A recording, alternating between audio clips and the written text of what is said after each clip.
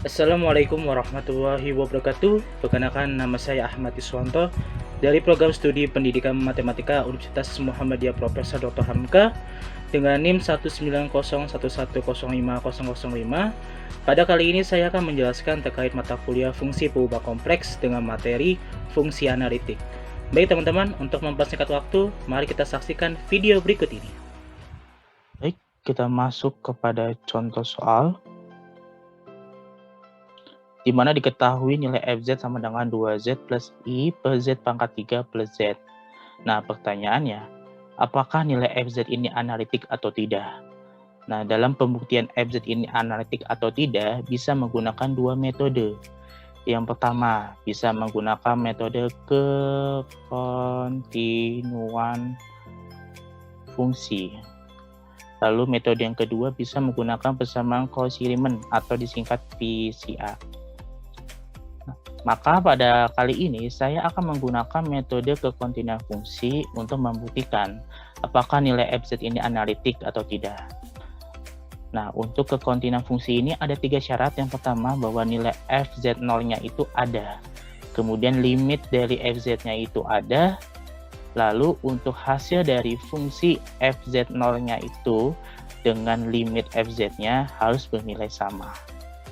Maka kita untuk membuktikan ketiga syarat tersebut, untuk membuktikan apakah fungsi tersebut kekontinuan fungsi atau tidak, yaitu kita harus memenuhi persyaratan pertama, yaitu membuktikan apakah fz0 ini ada atau terdefinisi.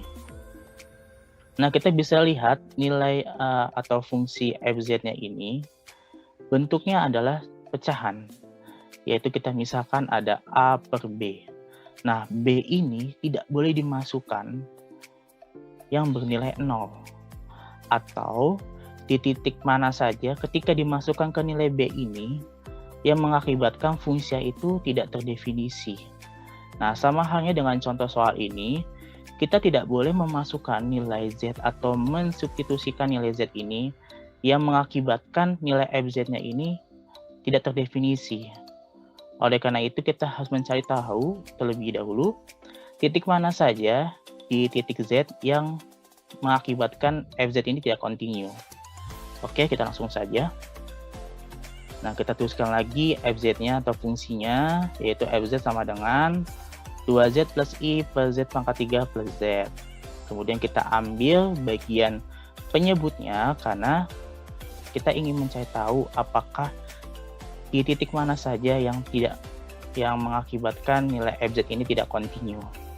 Nah, maka menjadi z pangkat 3 plus z sama dengan 0. Kemudian z-nya ini kita keluarkan karena z-nya ini sama antara z pangkat 3 sama dengan z atau plus z.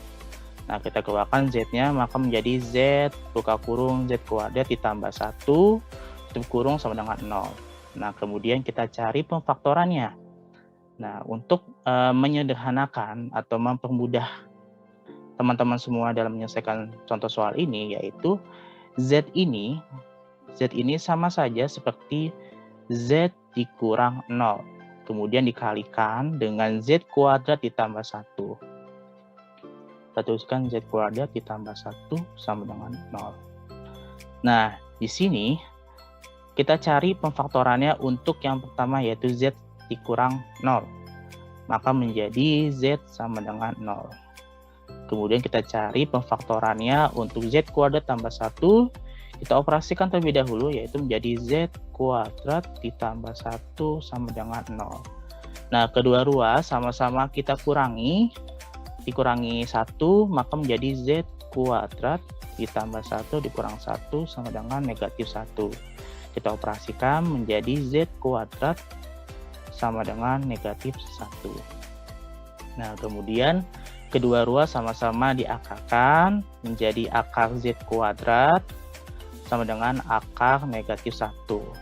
Nah, hasil dari akar Z kuadrat menjadi Z. Kemudian akar dari negatif 1 kita tuliskan tetap menjadi akar negatif 1. Nah, sesuai dengan aturan bilangan kompleks bahwa akar negatif 1 ini hasilnya adalah I. Nah, di sini ada dua kemungkinan. Bisa jadi Z-nya itu bernilai positif I atau negatif I. Maka kita tuliskan menjadi plus minus I.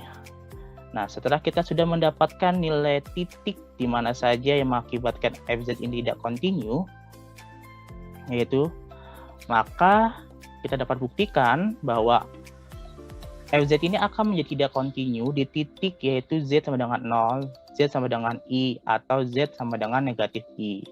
Jadi dapat kita simpulkan bahwa FZ ini akan analitik selain di titik Z sama dengan 0, Z sama dengan negatif I, dan Z sama dengan I.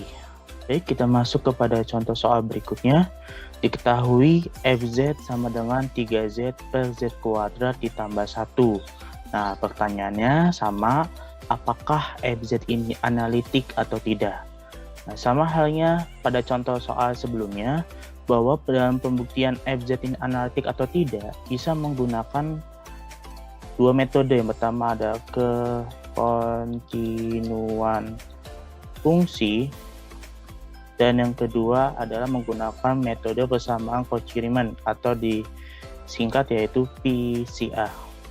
Nah, untuk kali ini saya tetap menggunakan kekontinuan fungsi untuk membuktikan apakah FZ ini analitik atau tidak.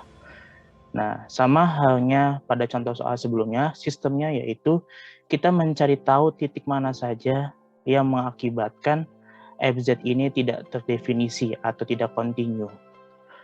Maka kita langsung saja kita tuliskan kembali fungsinya FZ-nya, yaitu FZ sama dengan 3Z per Z kuadrat ditambah 1. Kemudian kita ambil penyebutnya, yaitu Z kuadrat ditambah 1. Nah, caranya hampir sama dengan yang sebelumnya, tapi di sini kita langsung saja, yaitu Z kuadrat ditambah 1 sama dengan 0. Kemudian kedua ruas sama-sama dikurangi 1, yaitu menjadi Z kuadrat ditambah 1 dikurang 1, dan sama dengan dikurang 1. Nah, kemudian kita operasikan, maka menjadi Z kuadrat sama dengan negatif 1. Nah, kemudian kedua ruas sama-sama kita akarkan. Bentuknya seperti ini, teman-teman. Kalau kedua ruas sama-sama diakarkan, jadi akar Z kuadrat sama dengan akar negatif 1. Nah, hasil dari akar Z kuadrat ini adalah Z. Kemudian akar dari negatif 1 kita tetap tuliskan, yaitu akar negatif 1. Nah, sesuai dengan aturan bilangan kompleks, bahwa akar negatif 1 ini hasilnya adalah I atau imajiner. Nah, ada dua kemungkinan yang akan terjadi di titik Z ini, yaitu bisa berkemungkinan I-nya itu adalah positif, bisa juga I-nya itu adalah negatif. Nah, maka dituliskan menjadi Z sama dengan plus minus I.